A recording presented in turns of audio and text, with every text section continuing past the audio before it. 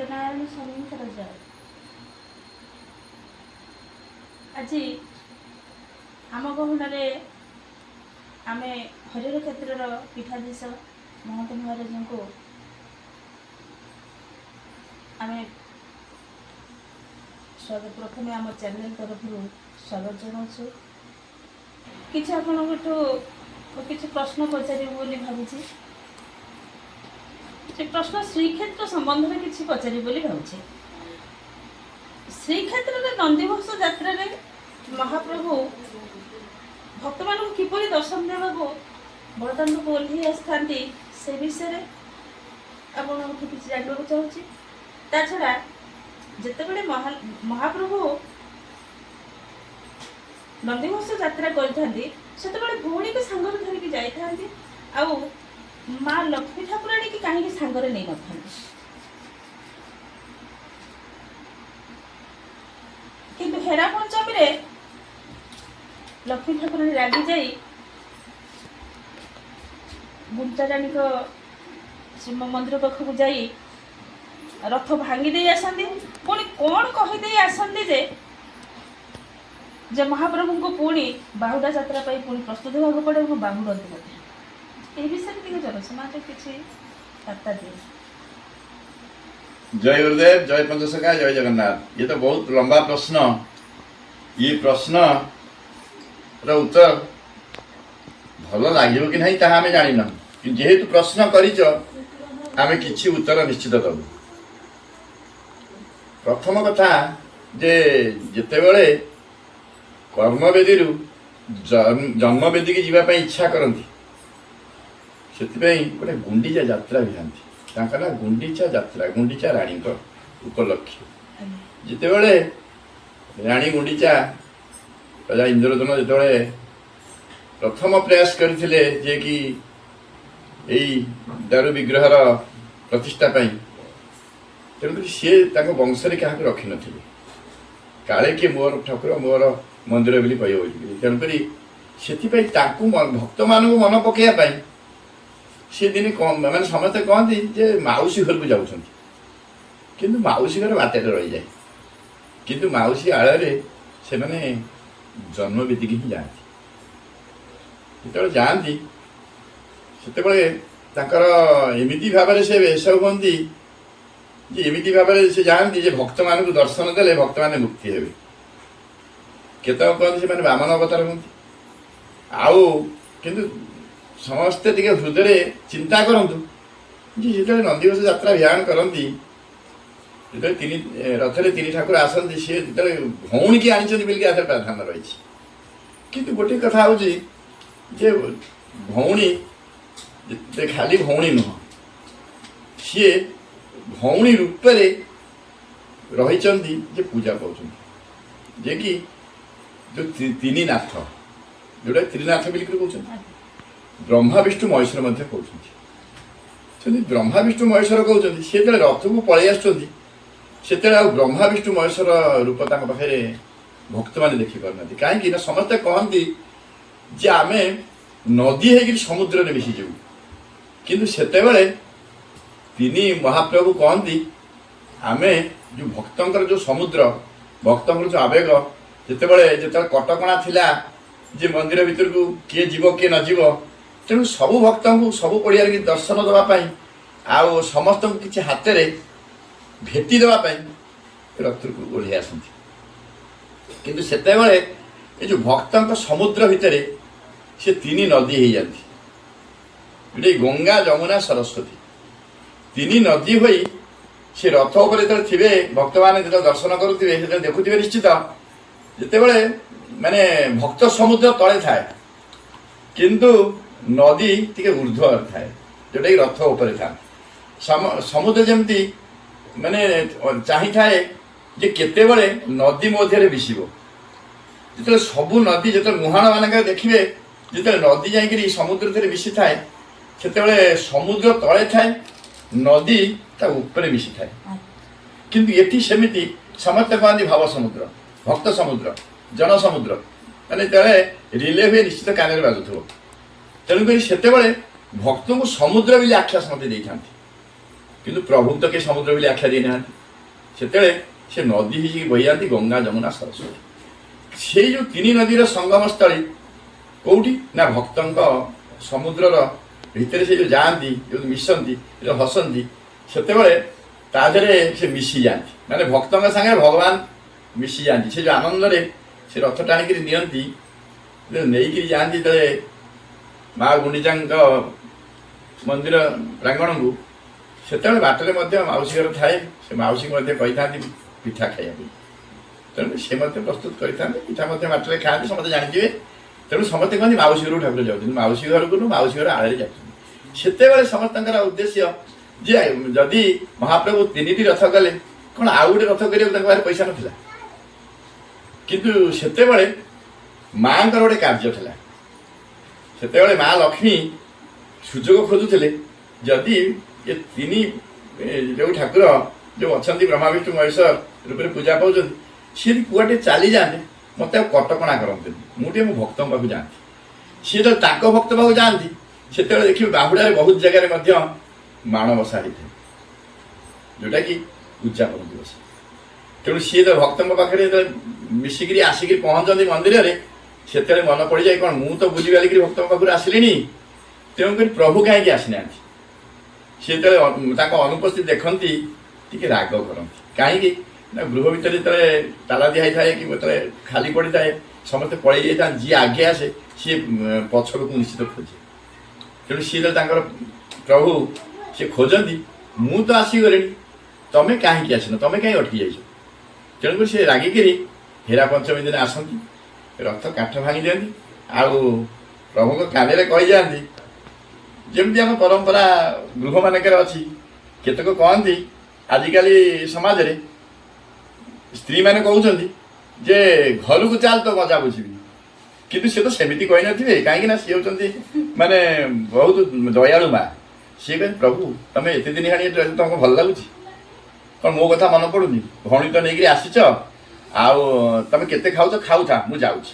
ମାନେ ଏମିତି ଭାବରେ ଗୋଟେ ଏମିତି କଥାଟା କହିଦେଇଥିବେ, ଯେଉଁ କଥା କି ତାଙ୍କ ମନରେ ଉଙ୍କି ମାରିଥିବ ଯେ ମା ରାଗିଗଲେଣି, ଆଉ ଟିକେ ଏଇ ଯେଉଁ କାମ ଭକ୍ତଙ୍କ ସାଙ୍ଗରେ ଯେତିକି ମିଳାମିଶା ମୁଁ କରିଛି ଟିକେ ଆଳ ଦେଖେଇ ପଳେଇବେ, କ'ଣ କରିବା? ସାଡ଼େ ମୋର ମଧ୍ୟ ଭକ୍ତ ଅପେକ୍ଷା କରିছে। ଭକ୍ତ କେହି ନୁହଁ, ସେ ହେଉଛନ୍ତି ମା ଲକ୍ଷ୍ମୀ।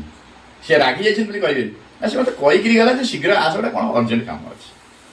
ନ ଆସିଲେ ସେ ମନେକର ଗୋଟେ ଦସ୍ତଖତ ଥିବ କି ଗୋଟେ ଭଲ ଥିବ, ତାକୁ ଦେବ କିଏ? ମା ମାନେ ପ୍ରଭୁ ଗଲେ ଦେବେ ନା। ଆଉ ତେଣୁକରି ପ୍ରଭୁ ଯାଆନ୍ତି, ସେ ଚିନ୍ତା କରନ୍ତି ଯେ ବାଟରେ ସେତେବେଳେ ମାନେ ଯେମିତି କହନ୍ତି ତା ଭିତରେ ବି ରହିଗଲା, ଯେତେବେଳେ ଏଇ ଯେଉଁ ସେ ଦେବୀ ରୂପ ହୋଇଯାଆନ୍ତି, ମାନେ ମା ରୂପ ହେଇକି ଦର୍ଶନ ଦିଅନ୍ତି, ଯେତେବେଳେ ଗଙ୍ଗା ଯମୁନା ସ୍ରୋତ ହେଇ ଦର୍ଶନ ଦିଅନ୍ତି, ସେତେବେଳେ ପରମ୍ପରା ବି ଅଛି ଯେ ମନ୍ଦିରରୁ ଯେଉଁ ଆମର ଶ୍ରୀଅଙ୍ଗର ବସ୍ତ୍ର, ସେତକ ସବୁ ବସ୍ତ୍ର, ପ୍ରଭୁଙ୍କର ପାଟ ବସ୍ତ୍ର ସବୁ ଦେବୀମାନଙ୍କ ପାଖକୁ ଯାଏ, ଦେବୀମାନଙ୍କ ପୀଠକୁ ସେମାନେ ସବୁ ପୂଜା ଅର୍ଚ୍ଚନା ହୁଅନ୍ତି।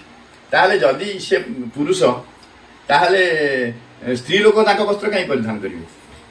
ସେମିତି ସେ ହେଉଛି ବ୍ରହ୍ମ ଆତ୍ମା ରୂପେ ଅନ୍ତର୍ଯାମୀ ବ୍ରହ୍ମ ପ୍ରାଣୀକି ଦେଇ କର୍ମର ଫଳ। ସେ ହେଉଛନ୍ତି ବ୍ରହ୍ମସ୍ୱରୂପ। ଯେତେବେଳେ ସେ ଆସନ୍ତି ସେ ବ୍ରହ୍ମସ୍ୱରୂପ, ମାନେ ସେତେବେଳେ ସେ ଅଣ୍ଡିରା ନୁହଁ କି ମାଇ ନୁହଁ।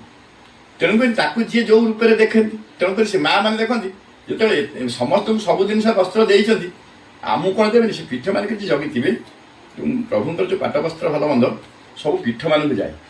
ଆଉ ମଧ୍ୟ ଏବେ ମଧ୍ୟ ସେ ପରମ୍ପରା ବହୁତ ଲୁଚିଗଲେ ମଧ୍ୟ ପୁରୀରେ କିଛି ଜାଗାରେ ଅଛି, ସେ ବସ୍ତ୍ର ମଧ୍ୟ ଯାଉଛି। ତେଣୁ ଚିନ୍ତା କରନ୍ତୁ ଯେ ଭକ୍ତଙ୍କ ପାଇଁ ଭଗବାନ କେତେ ଅବତାର ହେଇପାରନ୍ତି, କେତେ ରୂପ ହେଇପାରନ୍ତି।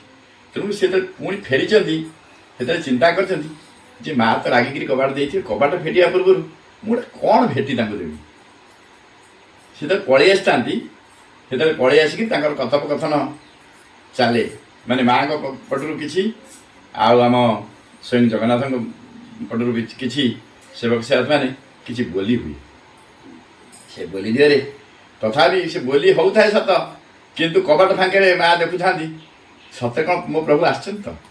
ଯେତେବେଳେ ଦେଖିଛନ୍ତି କହିଛନ୍ତି ଆଉ ସମ୍ଭାଳି ହେବନି, କବାଟ ଫିଟି ତା କ'ଣଟା ହାତରେ ଦେଖାଯାଉଛି ଆଣିଛନ୍ତି, ବୋଲେ କ'ଣ ଭଲ ଜିନିଷ ଆଣିଛନ୍ତି? ଦେଖିଲା ବେଳକୁ ସେ ରସଗୋଲାଟି, ଯେଉଁ ମାନେ ଗାଁରେ ବୁଲିକିରି ଯେଉଁ ଛେନା କଦଳୀ ଖାଇକିରି ଆସିଥିବେ, ଯେଉଁ ଭୋଗ ଖାଇକିରି ଆସିଥିବେ, ସେ ଗୁଡ଼ ଧିରେ ହେଇଥିବ ନିଶ୍ଚିତ, କିନ୍ତୁ ଇଏ ଆଣିଛନ୍ତି ଯେଉଁ ଖାଲି ରସ ଖାଲି ବୋହିଯାଉଛି। ସେ ରସ ବୋହିଯିବା ଜିନିଷ ଦେଖି ମା କହିଛନ୍ତି ମୋତେ କେତେ ଶ୍ରଦ୍ଧାରେ ମୋ ଲାଗି ଆଣିଛନ୍ତି, ମୁଁ ଯଦି କବାଟ ନ ଖୋଲିବି ତାହେଲେ ମୋତେ ପିମ୍ପୁଡ଼ି ଲାଗିଯାଇପାରେ।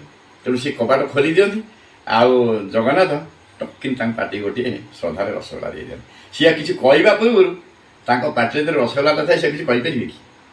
ତେଣୁକରି ତାଙ୍କ ରାଗ ଶାନ୍ତ ହେଇଯାଏ, ଦିଅ ଜଣଙ୍କ ଭିତରକୁ ଯାଆନ୍ତି। ବୁଝିପାରୁଛ କି? ତେଣୁ ତାଙ୍କ ପୁଣି କର୍ମବିଧିରେ କର୍ମ କାମ ସବୁ କରନ୍ତି, ସମସ୍ତଙ୍କ କର୍ମ ସମସ୍ତେ ବାଣ୍ଟି ନିଅନ୍ତି, କାହିଁକିନା ଆସିବା ପୂର୍ବରୁ ସମସ୍ତେ ଫାଙ୍କା ପଡ଼ିଥାଏ ନା। ତେଣୁକରି ସମସ୍ତେ ଦୁଃଖ ପ୍ରକାଶ କରୁଥାନ୍ତି, କାହିଁକିନା ଦୁଃଖ ଯେତିକି ନୁହଁ ସୁଖ ସେତିକି। କାହିଁକି ନା ରଥଦାଣ୍ଡରେ ମଧ୍ୟ ବହୁତ ଭାବ ବିହଳ ସମସ୍ତେ ହୁଅନ୍ତି, କାହିଁକିନା ସେଇଟା ହେଉଛି ବଡ଼ ଗୋଟା ପଡ଼ିଆ, ଯିଏକି ଯେଉଁ ଜାଗାରେ ଯେତେ ଆସିଲେ ମଧ୍ୟ ଅଘଟ। କିନ୍ତୁ ଯେଉଁ ତାଙ୍କର କର୍ମବିଧି ଭିତରେ ଟିକେ କମ୍ ଜାଗା ଅଛି, ଯେଉଁଠିକି ଟିକେ ଠେଲା ପେଲା ହେଇଯାନ୍ତି, ସେଥିପାଇଁ ସେ ଖୋଲା ଜାଗାକୁ ପଳେଇ ଆସନ୍ତି ସମସ୍ତଙ୍କୁ ଦର୍ଶନ ଦେବା ପାଇଁ। ଇଏ ତ ମା ନା ଆଉ କ'ଣ?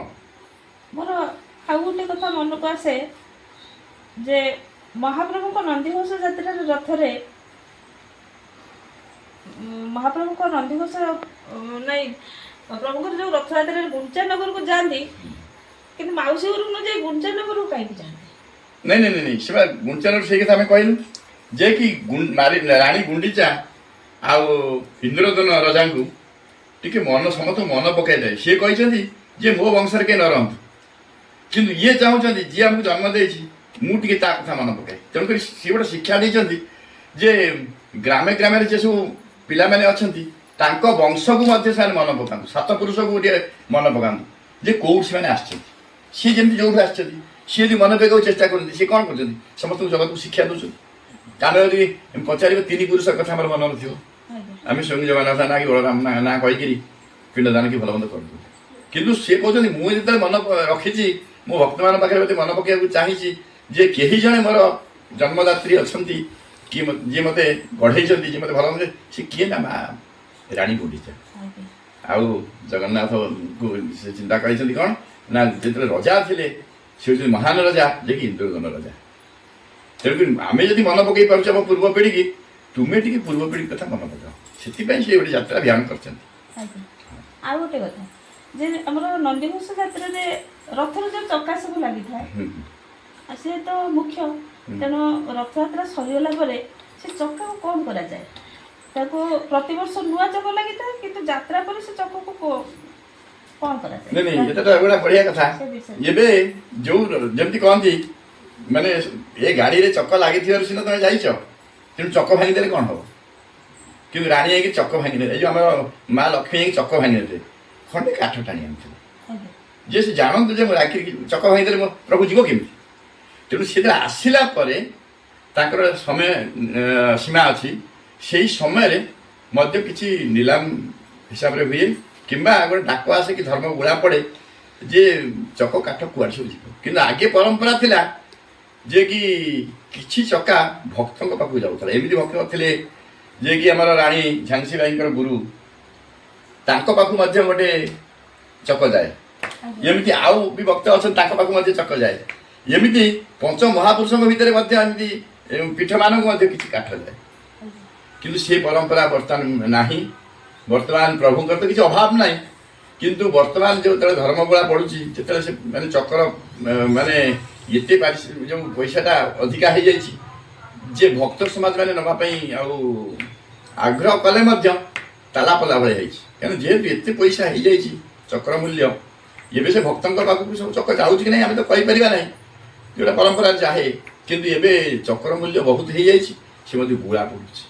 ଆଉ ସେ ପଇସାଟା ଆସିଲେ ପ୍ରଭୁଙ୍କ କାମରେ ଲାଗୁଛି, କିନ୍ତୁ ହେଲେ ମଧ୍ୟ ଗୋଟେ ଯେମିତି କୁଟା ରହିବା ଦରକାର ଯେ କି ଭକ୍ତଙ୍କ ପାଇଁ।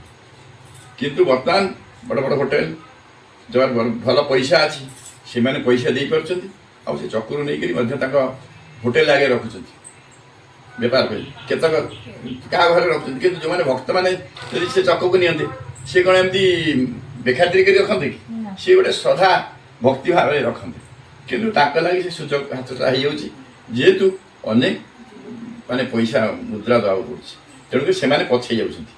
କିନ୍ତୁ ଯେଉଁମାନେ ବେପାର ଭାଙ୍ଗରେ ଅଛନ୍ତି ସେଇମାନେ ଆଗେଇ ଯାଉଛନ୍ତି, ତାଙ୍କ ପାଇଁ ସେ ଚକ ମଧ୍ୟ ପ୍ରସ୍ତୁତ ହେଇକି ଅଛି, ଆଉ ଗୁଡ଼ାରେ ତାଙ୍କରି ନାଁ ହିଁ ପଡ଼ୁଛି।